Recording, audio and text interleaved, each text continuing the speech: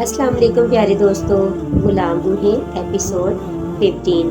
میں نے اکبر کو تسلی دیتے ہوئے کہا، پنڈت اونکار ناتھ نے تمہارے ساتھ جو سلوک کیا ہے مجھے یاد ہے۔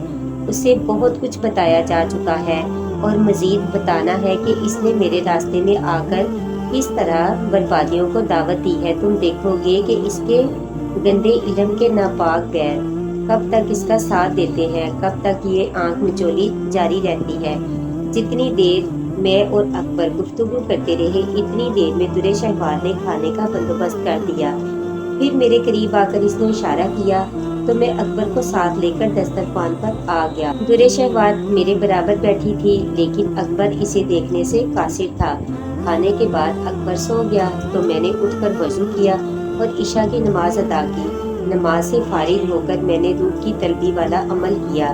کچھ باتیں جاننا ضروری تھی جس کے لیے الماس کو طلب کرنا ضروری تھا۔ آج جبکہ بہت سے مسئلے خود بخود طے ہو گئے، میں الماس کو بلانا چاہتا تھا، دور دراز کے واقعات دیکھنے کے لیے اور غیر معمولی کام انجام دینے کے لیے۔ روحوں کو طلب کرنے کا وظیفہ میں نے بڑی مشکل سے سیکھا تھا، ہر چند کہ میں اپنی بصارت کو ہر رکاوٹ کے پار لے جانے پر قادر تھا۔ تاہم وہ وظیفہ خاصا دقت طلب اور مشکل تھا، اس لیے کبھی میں اپنی بصارت کو وسیع کرنے کا وظیفہ پڑھتا اور کبھی الماس کو طلب کر کے اس سے یہ کام انجام دیتا۔ مجھے اعتراف ہے کہ مجھے الماس سے ایک خاص انس تھا۔ میں نے اشتعال میں اسے برا بھلا کہا تھا، مگر اس دلکش اور حسین و جمیل روح کو دوبارہ بلانے اور اسے معاف کرنے کے لیے کئی بار میرا دل مضطرب ہوا۔ چنانچہ جیسے ہی موقع ملا میں نے الماس کو طلب کیا۔ الماس میرے سامنے آئی تو بری طرح سہمی ہوئی تھی۔ اس کی حسین آنکھیں بوجھل تھی۔ اکبر کی بازیابی کے سلسلے میں اس نے اپنی معذوری کا اظہار کر کے مجھے طے دلا دیا تھا۔ حزن و ملال کے تاثرات اس کے چہرے پر نمایاں تھے، وہ سوگوار نظر آ رہی تھی۔ میں الماس کو چند ثانیے تک اس عالم میں دیکھتا رہا، پھر خشک آواز میں اسے مخاطب کیا، الماس تم اپنی پچھلی جسارت پر یقیناً نظر ثانی کی ہوگی۔ اے نیک بزرگ، مجھے معاف کر دیجئے، یقین کیجئے میں آپ کے ہر حکم کو بجا لانا اپنا فرض سمجھتی ہوں، لیکن میں ایک روح ہوں جس کا مادی دنیا سے کوئی تعلق نہیں۔ میں ہر وہ کام کر سکتی ہوں جو میری گزشتہ زندگی کے اعمال سے انحراف نہ کرے۔ کسی غلیظ جگہ جانا یا کسی ناپاک چیز کو ہاتھ لگانا میرے بس میں نہیں، میں یہ کام کر ہی نہیں سکتی۔ روحوں کی کچھ صفات ہوتی ہیں۔ اے نیک بزرگ، آپ تو سب کچھ جانتے ہیں۔ مجھے معلوم ہے الماس، میں نے اس وقت تمہیں ایک اشد ضروری کام سے طلب کیا ہے۔ الماس کی روح نے بڑی سعادت مندی سے سر جھکا لیا۔ پنڈت اونکار ناتھ، راشد حسین اور سمینا کے بارے میں بتاؤ، اس وقت وہ تینوں بدبخت کہاں اور کس حال میں ہیں؟ الماس نے میرا حکم سن کر چاروں طرف دیکھنا شروع کیا اور پھر میری طرف دیکھ کر باادب بولی، اے اعلیٰ مرتبت بزرگ پنڈت اونکار ناتھ، راشد حسین اور سمینا اس وقت ایس پی ماتھر کے بنگلے میں موجود ہیں، جہاں پولیس کا سخت پہرا ہے۔ اونکار ناتھ کو اس بات کا علم ہو چکا ہے کہ آپ نے اکبر کو اس کے گندے پیروں کی قید سے آزاد کرا لیا ہے۔ وہ یہ جان کر سخت تشویش میں ہے اور آپ سے مؤثر انتقام لینے کے بارے میں سوچ رہا ہے۔ راشد حسین اور سمینا کو بھی ان پیچیدہ حالات کا علم ہو گیا ہے۔ وہ دونوں اس خبر کو سن کر بے حد خائف نظر آتے ہیں۔ الماس، اکبر کے اغوا کا رد عمل شدید ہونا چاہیے۔ اونکار ناتھ اور راشد حسین کو یہ باور کرانا ضروری ہے کہ انہوں نے کس شعلے کو ہوا دی ہے۔ ظالموں کو کیفر کردار تک پہنچانا چاہیے۔ ابھی تک وہ باز نہیں آئے۔ میرے لیے کیا حکم ہے اے حضرت؟ روح الماس نے پوچھا۔ الماس، کیا ایسا ممکن ہے کہ تم اسی وقت ایس پی ماتھر کے گھر جا کر سمینا کو یہاں پیش کرو؟ الماس میرا حکم سن کر چونک اٹھی۔ اس نے تعجب خیز نظروں سے میری طرف دیکھا تو میں نے کسی قدر برہم ہو کر کہا، سن رہی ہو میں کیا کہہ رہا ہوں؟ میں سمینا کو یہاں دیکھنا چاہتا ہوں۔ الماس تھر تھر کانپنے لگی۔ میں سمینا کو آپ کے قدموں میں لا کر ڈال سکتی ہوں، لیکن کیا یہ باقی سوچنا میرا کام ہے؟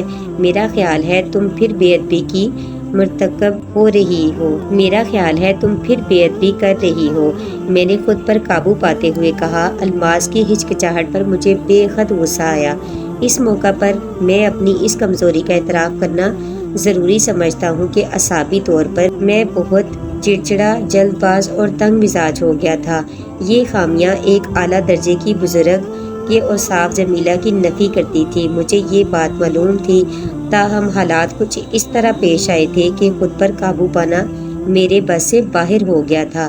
الماس نے ایک بار پھر پریشان نظروں سے دیکھا، پھر اچانک میرے سامنے سے اوجھل ہو گئی اور میں ایس پی ماتھر کے بارے میں سوچنے لگا۔ میرے لیے یہ موقع بڑا اچھا تھا۔ سمینہ کی گمشدگی سے اوانکار ناتھ اور راشد حسین کے علاوہ ماتھر اور پولیس کے عملے کا بوکھلا جانا بھی یقینی تھا۔ میں سمینہ کو اوجھل کر کے یہ بھی جتلانا چاہتا تھا کہ وہ مزید حضرہ سرائیوں سے باز آ جائے، ورنہ حالات کتنا ہولناک رخ اختیار کر سکتے ہیں۔ میرے ذہن میں رشیدہ بھی تھی، مگر اس نابکار عورت کے لیے کوئی سزا میرے ذہن میں نہیں آ رہی تھی۔ ویسے میں نے یہ ضرور طے کر رکھا تھا کہ اسے اس کے کرتوتوں کی کوئی مثالی سزا ضروری دی جائے گی، اس لیے کہ ان تمام جھگڑوں کی اصل جڑ وہی تھی۔ اسے فراموش کر دینا میرے لیے ناممکن تھا۔ ابھی میں ان باتوں پر غور ہی کر رہا تھا کہ بیرونی دروازے پر قدموں کی آہٹ سنائی دی۔ میں نے پلٹ کر دیکھا تو سمینہ میرے سامنے کھڑی تھی۔ مجھے یوں حیران و پریشان نظروں سے تک رہی تھی جیسے وہ کوئی بھیانک خواب دیکھ رہی ہو۔ اس کے چہرے پر ہوائیاں اڑ رہی تھی، اس کی آنکھوں سے خوف اور دہشت عیاں تھی۔ سرتاپا وہ بید مجنوں کے درخت کی مانند لرز رہی تھی۔ اسی لمحے روح الماس دوبارہ ظاہر ہوئی اور نہایت ادب سے بولی، اے اعلیٰ مرتبت بزرگ، کیا مجھے اجازت ہے؟ تم اب جا سکتی ہو الماس، ضرورت ہوئی تو تمہیں دوبارہ طلب کر لیا جائے گا۔ الماس نے میرا جواب سن کر سر جھکایا اور غائب ہو گئی۔ میں نے دوبارہ سمینہ کی جانب دیکھا تو وہ بدستور حیرت بنی کھڑی مجھے خوفزدہ نظروں سے دیکھ رہی تھی۔ میں جائے نماز سے اٹھ کر اس کے قریب گیا اور نفرت بھرے لہجے میں کہا، لڑکی، کیا تجھے علم ہے تجھے یہاں کون لایا ہے؟ نہیں، لیکن تم کون ہو؟ سمینہ نے سہمی ہوئی آواز میں پوچھا۔ میں وہی ہوں جس سے بچانے کے لیے اوانکار ناتھ نے تجھے اور تیرے باپ کو اپنے ناپاک دامن میں پناہ دے رکھی تھی۔ وہ اوانکار ناتھ جس نے میرے مظلوم دوست کو اغوا کیا، لیکن اب وہ مہان پنڈت تجھے یہاں سے نہیں لے جا سکتا۔ میں سمینہ پر گرجتا رہا اور طیش کے عالم میں جو منہ میں آیا اسے سناتا رہا۔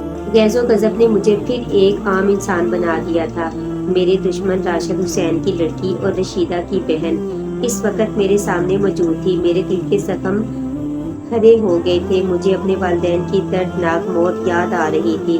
مجھے اپنی وہ مظلوم اور معصوم بہن یاد آ رہی تھی جس کے دامن عصمت کو بلا کسی قصور کے محض اس وجہ سے تار تار کیا گیا تھا کہ وہ میری بہن تھی۔ میرا قصور صرف اتنا تھا کہ میں نے رشیدہ کی بے ہودہ خواہشوں کی تکمیل سے انکار کر دیا تھا، جس کا کتنا بڑا خمیازہ مجھے بھگتنا پڑا تھا۔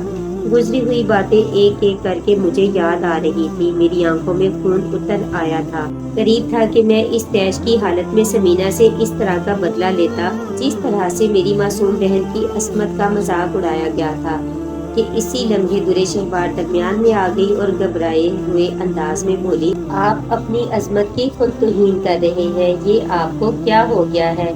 کیا میں یہ سمجھوں کہ آپ دری خدا کے لیے خاموش رہو؟ میں نے اس کی بات کاٹتے ہوئے کہا، تمہیں مجھ پر ترس کیوں نہیں آتا؟ اپنے آپ کو قابو میں رکھیں۔ درِ شہوار نے تندرترش لہجے میں کہا، جو کچھ آپ سوچ رہے ہیں وہ آپ کی تمام ریاضت اور عبادت کو برباد کر دے گا۔ آپ ایک بہت بڑے جرم کے مرتکب ہو رہے ہیں۔ آپ بہک رہے ہیں، ہوش میں آئیے۔ درِ شہوار کے لہجے میں بڑا تاثر تھا۔ مجھے کچھ احساس نہیں تھا کہ میں کیا کرنے والا تھا۔ ہوش میں آیا تو مجھے ایک جھٹکا سا لگا۔ اگر درِ شہوار اس وقت نہ ہوتی تو میں ایک ناقابل معافی گناہ کا مرتکب ہو گیا ہوتا۔ سمینہ بدستور لرزہ اندام تھی۔ وہ مجھے خوفزدہ نظروں سے دیکھ رہی تھی۔ اسے اس بات پر بھی حیرت تھی کہ آخر میں کس سے گفتگو کر رہا ہوں۔ جب درِ شہوار نے مجھے چونکایا تو میں نے ایک بار پھر سمینہ کی سمت نظر اٹھائی۔ جھنجھلائے ہوئے لہجے میں بولا، تمہیں معلوم ہے کہ تمہارے بے غیرت باپ نے میری بہن کے ساتھ کیا سلوک کیا تھا؟ تم جانتی ہو سمینہ، اس کے باوجود تمہارے ساتھ یہاں کوئی ظلم نہیں کیا جا رہا۔ سمینہ نے کانپتی ہوئی آواز میں پوچھا، تمہارا یہ قصور کیا کم ہے کہ تم ایک بدنیت باپ کی بیٹی اور ایک آبرو باختہ عورت کی بہن ہو؟ تم نے غلاظتوں میں پرورش پائی ہے۔ میں تمہیں بتاؤں کہ پنڈت اوانکار ناتھ نے تم لوگوں کی پشت پناہی کر کے بڑی حماقت کی ہے۔ جو کچھ تم نے اب تک دیکھا ہے وہ بہت کم ہے۔ اگر یہاں مناسب نامناسب جائز ناجائز کا خیال نہ ہوتا تو نہ جانے کیا ہوتا۔ بہرحال میں نے بہت دھیمے لہجے میں کہا، درِ شہوار میرے پہلو میں کھڑی تھی، اس نے میرا ہاتھ تھام لیا تھا اور اس طرح مجھے صبر و ضبط کی تلقین کر رہی تھی۔ مجھے احساس ہوا کہ سمینہ میری زبانی اصل واقعات سن کر بہت حیرت زدہ ہے۔ اس کی سمجھ میں نہیں آتا تھا کہ میری باتوں کا کیا جواب دے۔ وہ گنگ سی کھڑی حیرت اور خوف بھری نظروں سے مجھے دیکھتی رہی۔ میری کیفیت اس بجھتی ہوئی آگ کی مانند تھی جو بجھتے بجھتے بھی بھڑک اٹھی۔ درِ شہوار میرے قریب کھڑی سب کچھ سن رہی تھی۔ میں ایک لمحے کے لیے خاموش ہوا تو اس نے کہا، آپ سمینہ کو یہاں دیکھنا چاہتے تھے، لیکن اب آپ اسے میری نگرانی میں دے دیں۔ میں وعدہ کرتی ہوں کہ جب تک آپ نہ چاہیں گے دنیا کی کوئی طاقت اسے آزادی نہیں دلا سکے گی۔ میں نے درِ شہوار کی اس درخواست پر سمینہ کی طرف پہلی بار توجہ سے دیکھا۔ وہ بہت معصوم نظر آ رہی تھی، اس کے چہرے پر اداسی کا راج تھا۔ وہ ایک معاملہ فہم لڑکی نظر آتی تھی۔ وہ خاصی حسین تھی۔ اسے دیکھ کر پہلی بار میرے دل میں ہمدردی کے جذبات امڈ آئے۔ میں نے درِ شہوار سے انکار نہیں کیا اور سمینہ کو لے جا کر مسجد کے ایک دوسرے بوسیدہ حجرے میں چھوڑ آیا۔ درِ شہوار نے اس کی نگرانی کا وعدہ کیا تھا، اس لیے مجھے یقین تھا کہ سمینہ کہیں فرار نہیں ہو سکے گی۔ اس رات درِ شہوار مجھے ایک پل کے لیے بھی چھوڑ کر کہیں نہیں گئی۔ تمام رات وہ میرے سرہانے بیٹھی میرا سر دباتی رہی۔ میں اس کی شیریں بیانی سے لطف اندوز ہوتا رہا اور نہ جانے کب نیند کی آغوش میں پہنچ کر دنیا سے بے خبر ہو گیا۔ دوسری صبح اکبر نے سمینہ کو دیکھا تو اسے بھی تعجب ہوا۔ وہ ایک نیک دل اور شریف انسان تھا۔ اس نے حالات کا علم ہونے کے بعد مجھے سمجھایا اور مشورہ دیا کہ میں سمینہ کو واپس اس کے والد کے پاس بھیج دوں، لیکن میں نے انکار کر دیا۔ اکبر نے جب مجھے اپنے ارادے میں ٹھوس اور اٹل پایا تو زیادہ اصرار کرنا مناسب نہیں سمجھا۔ 2 روز تک کوئی ایسا قابل ذکر واقعہ پیش نہیں آیا جسے میں تحریر میں لاؤں۔ مجھے اس عرصے میں برابر اس بات کا انتظار رہا کہ ان کائنات کی طرف سے کوئی جوابی کارروائی ہو اور میں اس کا جواب دوں۔ تیسرے روز عصر کی نماز کے بعد میں اکبر سے بیٹھا باتیں کر رہا تھا کہ درِ شہوار سامنے سے آتی نظر آئی۔ میں اس کے چہرے پر گہری سنجیدگی دیکھ کر بھانپ گیا کہ وہ کچھ پریشان ہے۔ ابھی تک میں نے اکبر کو درِ شہوار کے بارے میں کچھ نہیں بتایا تھا، اس لیے میں درِ شہوار کو دیکھ کر اکبر کو نظر انداز کر کے اٹھا اور مسجد سے باہر کھلے میدان میں نکل آیا۔ درِ شہوار بھی میرے ساتھ تھی۔ باہر آ کر میں نے کہا، کیا بات ہے دری، تم کچھ پریشان نظر آ رہی ہو؟ آپ کا اقبال بلند ہو۔ میں آج آپ کو ایک مشورہ دینا چاہتی ہوں، کیا آپ میری خاطر اس پر عمل کریں گے؟ جواب میں نے شکایت کی نظروں سے درِ شہوار کو دیکھا۔ دری، بعض اوقات تم بہت دور سے بولتی ہو، میرے لیے سب کچھ تم ہو۔ جب تم میرے اس قدر قریب ہو تو فاصلوں کا یہ اندازہ کیوں اختیار کرتی ہو؟ دری، اکثر یہ جی چاہتا ہے کہ ہمارے درمیان عظمت و بزرگی، فضیلت و حرمت کی دیوار گر جائے۔ میں سوچتا ہوں میں ایک عام شخص بھی تو ہوں، تم ایک دوشیزہ بھی تو ہو۔ جب تم یہ لہجہ اختیار کرتی ہو تو تم مجھے میری کوئی عقیدت مند نظر آتی ہو۔ درِ شہوار نے میرے اس طویل اور تاثر انگیز بیان پر ایک خاص ادا سے اپنی گردن کو جھکا دیا۔ مگر سچ مچ آپ کی عقیدت مند ہوں، میں تہ دل سے آپ کی بزرگی اور آپ کے اعلیٰ منصب کی قائل ہوں، مگر میں کیا کروں؟ آپ کا قد بہت اونچا ہے۔ میرا خیال ہے کہ ایک عقیدت مند ہی صحیح طور پر آپ تک رسائی حاصل کر سکتا ہے۔ درِ شہوار نے اٹھلاتے ہوئے کہا، آپ بہت بلند ہیں دری، یقین کرو یہ میرے دل کی بات ہے، یہ میرے اندر کی بات ہے کہ تمہارے سامنے اکثر میں اپنے قد کو چھوٹا محسوس کرتا ہوں۔ مجھے کچھ احساس کم مائگی سا ہوتا ہے۔ میں سوچتا ہوں تم وہ ثمر نیاب ہو، میرا دہن جس کی شیرینی کا متحمل نہیں ہے۔ میں نے جذبات انگیز لہجے میں کہا، تم بہت دلکش باتیں کرتی ہو۔ میں سمجھتا ہوں کہ انسان پر نفس کے مختلف غلبے ہوتے ہیں، نفس کی کوئی ایک واضح سمت نہیں ہے، مگر دری یہ وقت اس گفتگو کا نہیں۔ تم مجھے کوئی مشورہ دینے کو کہہ رہی تھی۔ ہاں، مجھے تمہارا انداز پسند نہیں آیا تھا۔ تم حکم بھی دیا کرو، یقین کرو مجھے وہ تیور دیکھنے کی بڑی شدید خواہش ہے جب تم حکم دے رہی ہو۔ میں نے درِ شہوار کا نرم ہاتھ پکڑ کر کہا، میں تو بھول ہی گئی، آپ کو معلوم ہے کہ میں ان کائنات کے سلسلے میں بڑی محتاط رہتی ہوں۔ مجھے معلوم ہوا ہے کہ اس نے بے درپے شکستوں کے بعد اپنے نامی گرامی پنڈتوں اور پجاریوں سے مشورے لیے ہیں اور بنارس کے ایک پنڈت نے اسے ایک ایسا عمل یاد دلایا ہے جو اومکارناتھ کے ذہن میں نہیں آ رہا تھا۔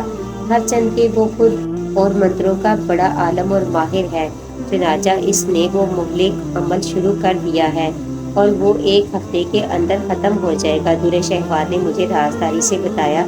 اچھا، تم تو اس سے خوفزدہ ہو؟ میں نے پوچھا۔ نہیں، مگر میں احتیاط کا مشورہ دے رہی ہوں، دورے شہوار نے جواب دیا۔ کیا تمہیں مجھ پر اعتماد نہیں رہا؟ آپ غلط سمجھ رہی ہیں، مجھے آپ پر پورا اعتماد ہے۔ میں صرف یہ کہنا چاہتی ہوں کہ آپ سمینہ اور اکبر کو لے کر کہیں اور منتقل ہو جائیں۔ مگر کیوں دوری؟ آخر اس میں کیا مصلحت ہے؟ یہ جگہ اس اعتبار سے مشکوک ہے کہ اومکارناتھ کے علم میں آ چکی ہے، حالانکہ میں یہاں دربانی کے فرائض انجام دیتی ہوں۔ جب تک میں یہاں موجود ہوں آپ پر کوئی آنچ نہیں آ سکتی، لیکن احتیاطاً آپ ہٹ جائیں تو مناسب ہے۔ مجھے دورے شہوار کی اس ہدایت پر ہنسی آ گئی۔ اس کے چہرے پر معصومیت کی غالباً وہ اومکارناتھ سے کچھ زیادہ خوفزدہ ہو گئی تھی، لہٰذا میں نے اسے سمجھاتے ہوئے بڑی لاپرواہی سے کہا، دوری تم اس ضمن میں پریشان نہ ہو، اومکارناتھ کے بارے میں تم نے جو اطلاع پہنچائی ہے وہی بہت ہے۔ وہ احمق مجھ سے بار بار الجھ کر اپنے رہے سہے اعتماد کو بھی کھونا چاہتا ہے۔ تمہاری اطلاع کے مطابق اس عمل یا جاب کی بنیاد 1 ہفتے میں ختم ہو جائے گی، لیکن میں اس سے پہلے کوئی انتظام کر دوں گا۔ آپ میری بات نہیں سمجھ رہے۔ میں آپ کو ان باتوں سے دور رکھنا چاہتی ہوں۔ آپ کو پہاڑی نہیں چھوڑنی چاہیے تھی۔ بابا جان نے جو کہا تھا کہ کاش آپ نے اسے مان لیا ہوتا، وہ اومکارناتھ کو عبرتناک سزا دیتے۔ ابوالحسن میرے محسن ہیں، انہوں نے قدم قدم پر میری رہنمائی کی ہے، لیکن اگر وہ آسانی سے ختم ہو گیا تو میرا دل مطمئن نہ ہوگا۔ کیا تم سمجھتی ہو کہ اومکارناتھ کو ختم نہیں کیا جا سکتا؟ میری اس درخواست کے اور بھی کئی پہلو ہیں۔ آپ نے اس پر غور کیوں نہیں کیا کہ پولیس نے آپ کے خلاف ایک باقاعدہ مقدمہ تیار کر لیا ہے؟ وہ جلد اس جگہ پہنچ جائیں گے۔ بہتر یہی ہے کہ یہاں سے چلا جائے۔ اسے آپ میرا حکم سمجھیے۔ میں نے مسکرا کر کہا، اگر یہ حکم ہے تو دوری پولیس سے ایک آخری معرکہ تو ہونا ہی ہے۔ یہ شبد بازی کب تک جاری رہے گی؟ پولیس اومکارناتھ کو ناکام دیکھ کر خود بخود مایوس ہو جائے گی، لیکن اس 1 ہفتے کے اندر اندر وہ کسی وقت بھی ادھر کا رخ کر سکتی ہے۔ مجھے تمہاری زیرکی پر بہت خوشی ہے دوری، پر ہم جائیں گے کہاں؟ پہاڑی پر چلیے، اس کا وقت نہیں آیا۔ آپ یہ کیوں نہیں سوچتے کہ ان معاملات میں الجھ کر آپ اپنے مقام سے دور ہوتے جا رہے ہیں؟ آپ کے عقیدت مند بھی کنارہ کش ہوتے جا رہے ہیں۔ بابا جان اور ان کے رفقا اجنا بھی آپ سے کبیدہ خاطر ہیں۔ آپ نے ایک راشد حسین کے لیے کتنے لوگوں کی دوریاں موڑ دی ہیں۔ جب آپ پہاڑی پر چلے جائیں گے تو سب باتیں ٹھیک ہو جائیں گی۔ ابھی موقع ہاتھ سے نہیں گیا ہے۔ دوری پہاڑی پر جانے کے لیے اصرار مت کرو، چاہے کہیں اور لے چلو۔ میں سرفراز ہو کر پہاڑی پر واپس جانا چاہتا ہوں۔ میرے رفیق عقیدت مند اور اجنا کی ناراضگی عارضی ہے۔ میں ان سب کو راضی کر لوں گا، کیونکہ میں خیر کی طرف مائل ہوں اور یہ تمام معاملات و واقعات عارضی ہیں، میں نے دورے شہوار کو سمجھاتے ہوئے کہا۔ دورے شہوار کی آنکھیں شدت جذبات سے نمناک ہو گئی۔ میں نے محسوس کیا کہ وہ میری ضد پر دل ملا رہی ہے۔ اچانک مجھے ایک خیال آیا۔ میں نے کہا، دوری کہیں ایسا تو نہیں کہ تم ابوالحسن سے دور رہ کر پریشان ہو؟ میری طرف سے اجازت ہے، تم جا سکتی ہو۔ اس جملے کا اس پر بڑا گہرا اثر ہوا۔ اس کی آنکھوں میں آنسو آ گئے۔ روتے ہوئے بولی، آپ مجھے نہیں سمجھے، مجھ سے اس کی یہ حالت نہ دیکھی گئی۔ میں شرمندہ ہوں دوری، میں کچھ زیادہ کہہ گیا۔ میں نے حجالت سے کہا، تمہاری رفاقت ان دنوں میرے لیے بڑا سہارا ہے، مجھے اس سہارے سے محروم نہ کرنا۔ اور پہلی بار ایسا ہوا، نہ جانے یہ کیسے ہو گیا۔ میں نے بے اعتبار ہو کر اسے سینے سے لگا لیا۔ اس کی دبی دبی سسکیاں اس بات کی غمازی کر رہی تھی کہ وہ میرے رویے سے سخت آزردہ ہے۔ اسے سینے سے لگا کر میرے اندر زندگی کا عجب احساس پیدا ہوا۔ اس کا لمس، اس کی وادگی مجھے پرسکون کر رہے تھے اور اطمینان کے دروازے ایک عرصے بعد واں ہوئے۔ میں ایک لذت بے کنار سے آشنا ہوا۔ میرا جی چاہا کہ یہ لمحے جاوداں ہو جائیں۔ بس یہی سکون و راحت کی معراج ہے، بس یہی گزار ہے جہاں جسم و جان کی آزمائش کا حل موجود ہے۔ میں نے یہ چند لمحے اسی دنیا میں نہیں گزارے، لیکن جلد ہی میں نے اسے خود سے علیحدہ کر دیا، اور نہ جانے کیوں میں نے اسے علیحدہ کرنے پر چند آیتیں پڑھی۔ در شہوار کی نظریں جھکی ہوئی تھی، وہ میری اس اچانک کیفیت پر یقیناً حیران ہوئی ہوگی۔ ہم دونوں دیر تک خاموش ادھر ادھر دیکھتے رہے۔ میں نے ہی اس خاموشی کو توڑا۔ تو تم نے کہاں جانے کے بارے میں سوچا ہے؟ میری رائے ہے یہاں سے 2 دن کی مسافت کے بعد ایک ویران قلعہ ہے جو ایک کھنڈر کی شکل میں موجود ہے۔ کسی زمانے میں وہاں آبادی تھی، مگر گردش وقت نے اس شہر کی آبادی کو ختم کر دیا۔ اب صرف ایک قلعہ اور اس سے ملحق ٹوٹے پھوٹے مکانات ہیں۔ قلعے کے قریب ایک دریا رواں ہے۔ عرصہ ہوا یہاں خانہ بدوش قبائل آ کر بس جاتے تھے، مگر اب پورا علاقہ خالی ہے، اس لیے کہ لوگوں میں ایک عجیب قسم کے توہمات مشہور ہیں۔ سنا ہے وہ روحوں کا مسکن ہے۔ در شہوار نے کہا، یہ جگہ تو خاصی دلچسپ ہوگی، بہتر ہے وہیں چلا جائے۔ کچھ دیر بعد میں اکبر اور سمینا کو لے کر وہاں سے روانہ ہو گیا۔